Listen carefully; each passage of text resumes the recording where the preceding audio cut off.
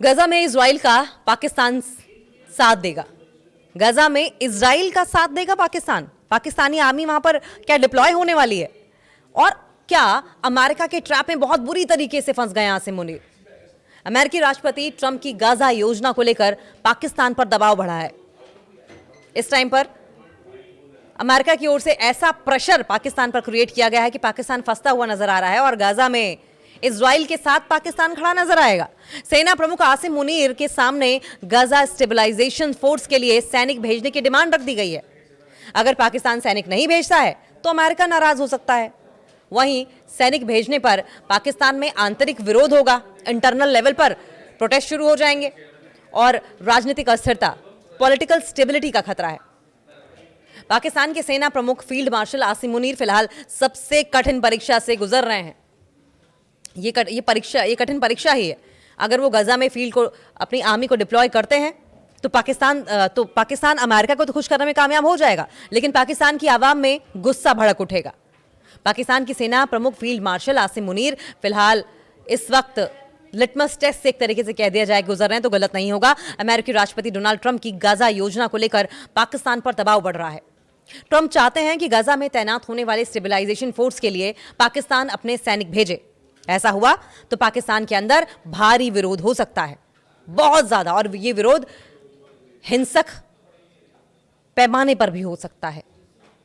कहा जा रहा है कि आसिम मुनीर ट्रंप से मिलने जल्द ही वॉशिंगटन जा सकते हैं और यह 6 महीनों में उनकी तीसरी मुलाकात होगी। मुलाकात में ट्रंप के गाजा पीस प्लान पर चर्चा हो सकती है और इस योजना के तहत मुस्लिम देशों की एक ज्वाइंट फोर्स बनाई जानी है जो कि गजा में युद्ध के बाद पुनर्निर्माण और आर्थिक सुधार की निगरानी करेगी। हालांकि कई देश इस योजना से दूरी बनाए हुए हैं क्योंकि इसमें हमास को निरस्त करने की जिम्मेदारी भी मिल सकती है। इससे उन देशों के सीधे संघर्ष में फंसने का खतरा बना हुआ है। पाकिस्तान ने अपने सैनिक नहीं भेजे तो क्या होगा?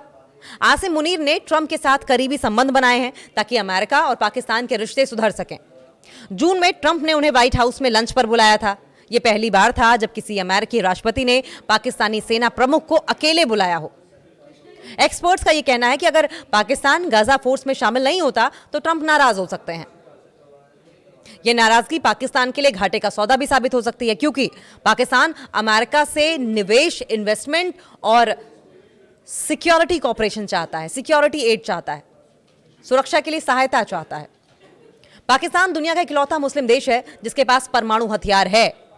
पाकिस्तान भारत के साथ 3 युद्ध लड़ चुका है और मई में दोनों के बीच में सैन्य टकराव भी हुआ है। इसके अलावा वो अफगानिस्तान के साथ भी संघर्ष में शामिल रहा है।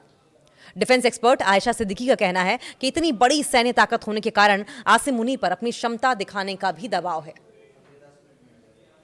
मुनीर पाकिस्तान के सबसे ताकतवर शख्स हैं और हाल ही में संविधान संशोधन के जरिए आसिम मुनीर की शक्तियां और ज्यादा बढ़ा दी गई हैं। उन्हें एयरफोर्स के साथ साथ नेवी की भी कमान दे दी गई है। कार्यकाल उनका बढ़ा दिया गया है और कार्यकाल बढ़ाकर 2030 तक कर दिया गया। उन्हें आजीवन फील्ड मार्शल का दर्जा मिला है और जीवन भर कानूनी सुरक्षा भी उन्हें दी गई है। एक्सपर्ट्स का कहना है कि पाकिस्तान में शायद ही किसी और के पास इतनी ताकत और लिबर्टी हो, इतनी ताकत और स्वतंत्रता हो। सैनिक भेजने से सवाल यह है कि डर क्यों रहा है पाकिस्तान? लेकिन देश के अंदर हालात क्योंकि इस वक्त चैलेंजिंग बने हुए हैं, एक तरफ इमरान खान के समर्थक हर रोज मोर्चा खोले हुए हैं, वहीं एक और हिंसा या एक और प्रोटेस्ट क्या अफोर्ड कर पाएगा पाकिस्तान? सवाल यह भी है। चैलेंजिंग है वहां पर हालात। गजा में पाकिस्तानी सैनिक भेजने से अमेरिका और इजराइल विरोधी पार्टियों के प्रदर्शन तेज हो सकते हैं और इन दलों के पास बड़ी संख्या में समर्थकों को सड़कों पर उतारने की कैपेसिटी है। अक्टूबर में एक कट्टरपंथी इजराइल विरोधी संगठन पर सैंक्शन लगाया गया था, लेकिन उसकी सोच अब भी मौजूद है।